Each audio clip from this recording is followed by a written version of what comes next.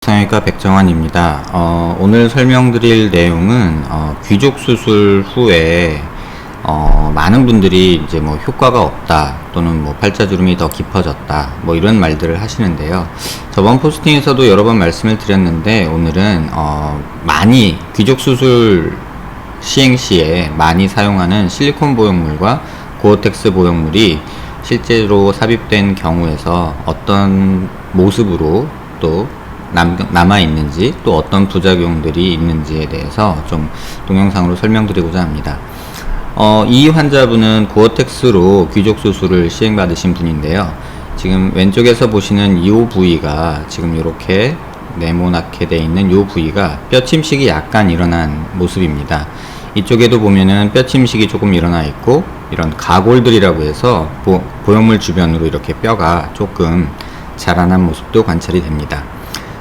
뼈 침식이라는 거는 압력에 의해서 뼈가 주저앉는 현상이고요. 그러면 압력에 의해서 주저앉으면서 약간 그 가 쪽으로는 모서리 쪽으로는 약간 이렇게 가골이라고 해서 약간 튀어나오는 이러한 뼈를 형성하게 됩니다. 여기 보시는 이런 것들이 가골인데요. 이런 것들이요.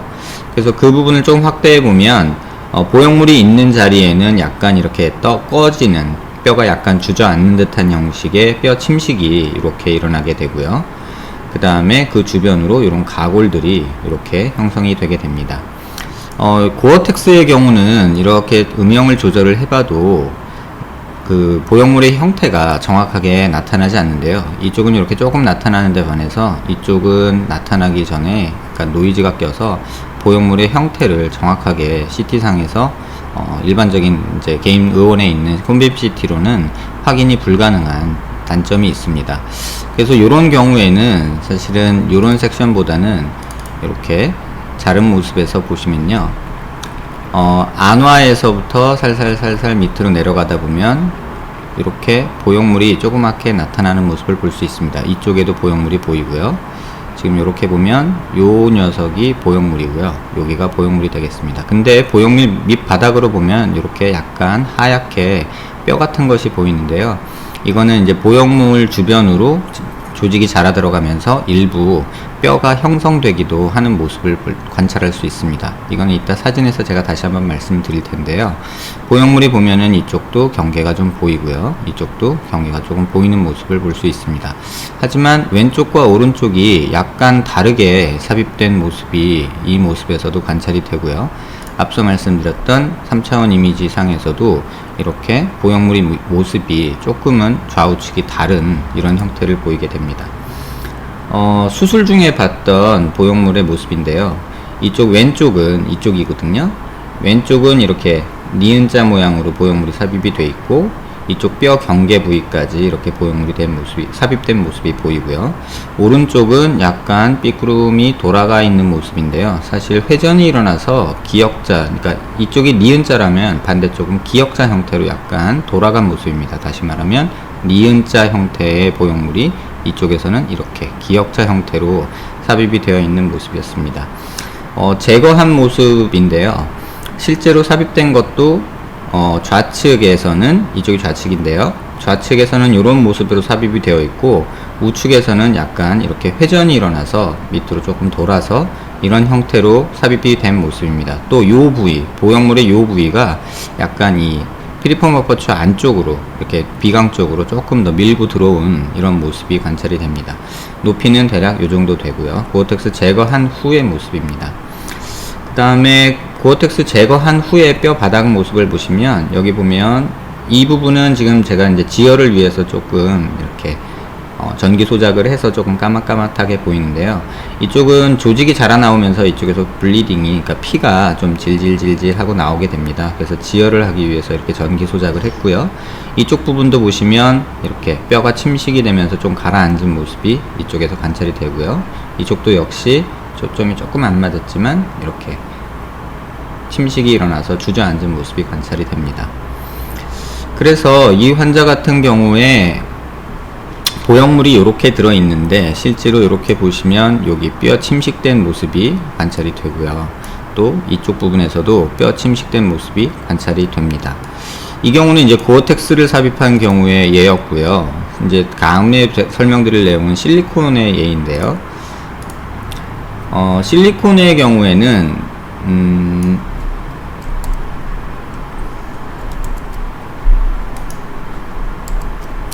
실리콘에 삽입된 경우인데요. 이 경우에서 보시면 실리콘이 좌우가 대칭이 되지 않고 오른쪽은 바깥쪽으로 들어가고 왼쪽은 아래쪽으로 이렇게 좀 처진 모습이 관찰이 됩니다.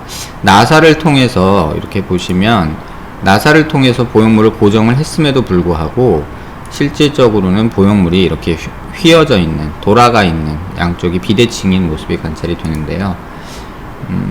이 사진은 제가 정리해 둔 모습인데요. 이 CT에서 보형물이 안 나오는, 다시 말하면 이런 음영으로 보면은 뼈 침식량이 여기에 이렇게 보형물이 있는 부위로 해서 뼈 침식과 이렇게 가골이 이렇게 형성된 모습이 보이고요. 이쪽 사진에서도 보시면 이렇게 고정을 위해 삽입된 나사와 이렇게 가골이 형성된 모습이 보입니다. 보형물 음영을 다시 보면은 이렇게 보형물이 좌우측이 비대칭으로 있는 모습이고요. 이렇게 보형물을 조금 보기 위해서 음영을 조절을 해보면 이런 식으로 보형물이 보이게 되는데요. 지금 이렇게 보형물이 보이는 경우는 이제 고해상도 이미지를 CT를 찍기 때문에 이런 이미지가 보이는 거고요. 지금 보시면 보형물이 이쪽 잇몸까지 조금 침범해서 내려올 수 있는, 만져지는 그런 상태가 된 것 같고, 고정이 왜 이렇게 됐는지 모르겠지만 고정이 적절한 위치에 일단 되지 못했고 좌우 비대칭이 있었고, 그 다음에 고정을 위한 나사 삽입도 왼쪽 오른쪽이 좀 다른 형태였습니다. 실제 제거한 이미지에서 보시면 이렇게 나사가 박혀 있고 실리콘 보형물이 약간 찢어져 있는 모습이 또 관찰이 됐습니다. 이 모습은 이제 보형물 제거하고 노블캣, 이 경우에는 노블캣이 아니라 이제 귀족 수술인데요. 이제 본시멘트로 보형물을 삽입한 모습이고요. 옆에서 봐도 이렇게 뼈 침식된 모습이 관찰이 되고요. 보형물이 이렇게 있는 라인 따라서 이렇게 뼈 침식이 약간 있는 모습이 관찰되고, 이건 삽입된 본시멘트 보형물이 삽입된 모습입니다.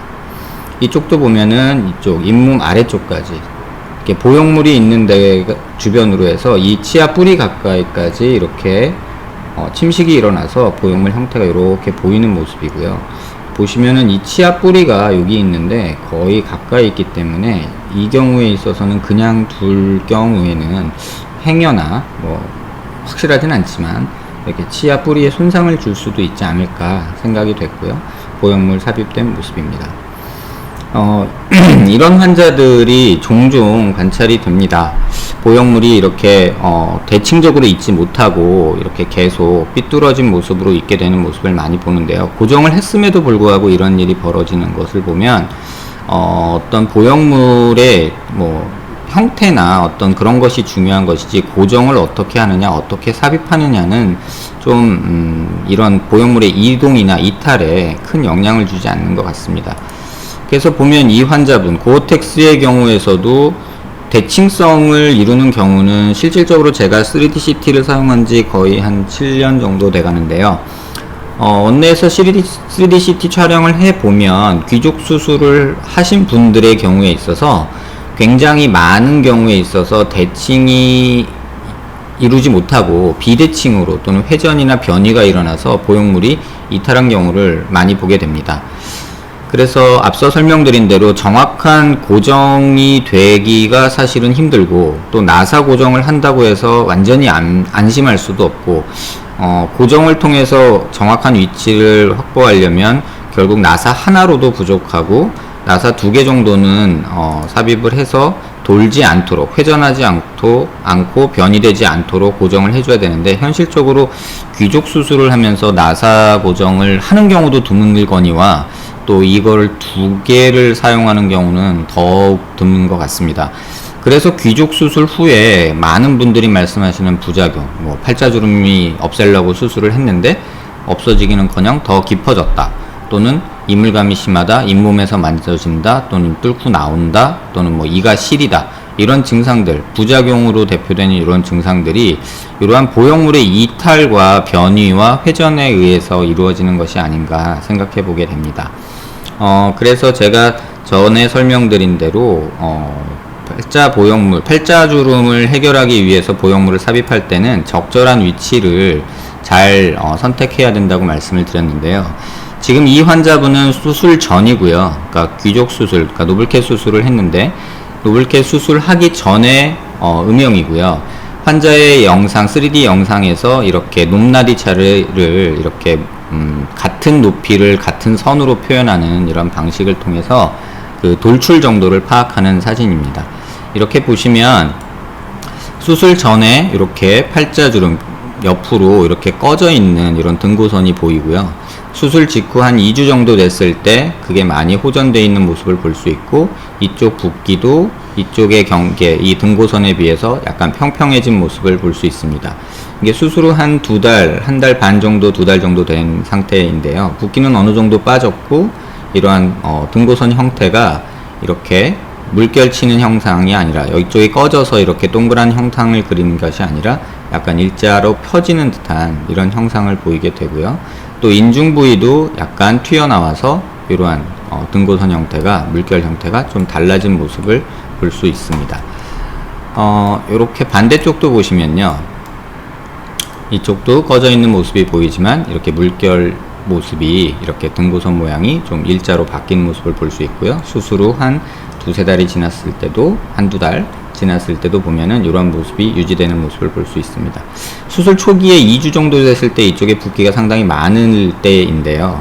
이때도 이쪽은 좀 등고선 형태가 좀 다른데 그래도 부어 있어서 이쪽이 좀 좋아진 부분도 있고요. 근데 수술 후에 보시면 이 붓기가, 이 등고선 모양이 약간 변화되는 모습을 볼 수 있습니다. 다시 말하면 이렇게 오목하게 되어 있던 모습이 약간은 일자로 펴지는 모습을 볼 수 있습니다. 그래서 팔자주름을 형성하는 가장 두꺼운 피부 부위, 이 부위가 보형물로 인해서 어느 정도 좋아지고, 이쪽 붓기가 수술 직후에 더 심해져서 팔자 개선 효과를 못 보지만 시일이 지나면서 이쪽 부분의 붓기가 빠지면 이렇게 전후를 비교해 보시면 2달 정도 된 상태인데요. 이쪽에 콧볼 옆으로 해서 꺼져 있는 모습이 수술 후 2달에서 많이 호전된 모습을 볼 수 있습니다.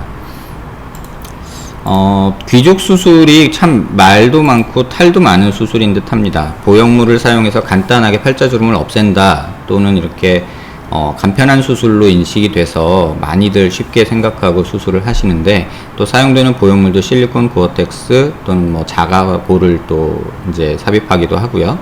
이런 경우들이 있지만 정확한 위치에 삽입되는 것이 가장 중요하고, 또 정확하게 위치에 삽입이 되었다 하더라도 고정이 잘 되어서 효과를 발휘할 수 있는 위치에 보형물이 삽입되는 게 가장 중요하지 않나 생각이 됩니다.